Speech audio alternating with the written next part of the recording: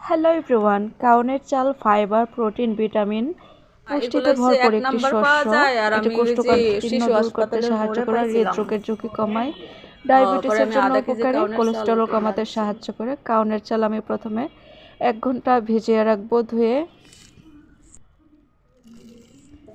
কাউনের চালটা ভিজিয়ে রাখলে নরম হয় আর সেদ্ধ করতে কিন্তু সুবিধা হয়। এখন আমি 1 কাপ চালের জন্য 1 কাপ পানি দিয়ে দিব। এবার দমে রেখে এটাকে সেদ্ধ করব।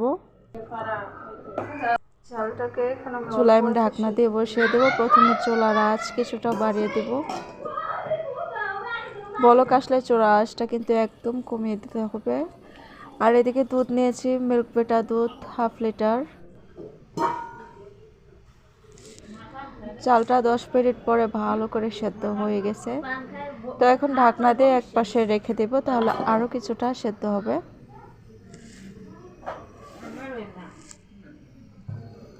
আর এদিকে আমি দুধটা ফোটানোর জন্য বসিয়ে দেব। চাইলে গ্রামের ফুল ক্রিম দুধ, খাঁটি গরুর দুধ নিতে পারেন। আমি যেটা পেয়েছি মিল্ক বেটা হাতের কাছে, আমি সেটাই নিয়েছি।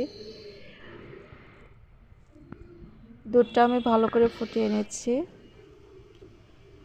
বলক আসলে চুলার আঁচ কমিয়ে দুধটা জাল করে কিছুটা ঘন করে নেব। আর এদিকে চালটা কিন্তু ঢাকনা দিয়ে রেখেছিলাম, আরও কিছুটা নরম হয়েছে। এখন কিছুটা দুধ আমি আলাদা করে রাখবো।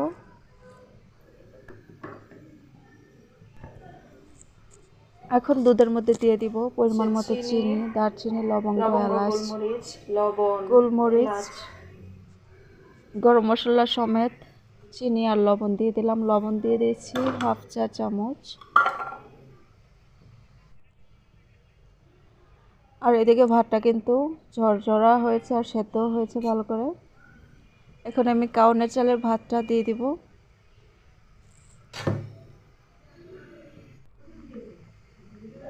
তো এখন কিছুক্ষণ জাল করে নেব, একটু নেড়ে চেড়ে মিশিয়ে দেব আর চুলার আঁচ কমিয়ে জাল হতে দেব।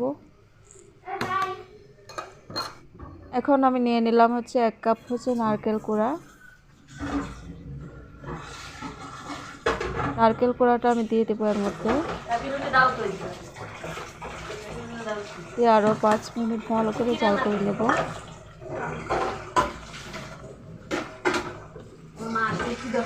একটু নেড়ে চেড়ে মিশিয়ে দেব।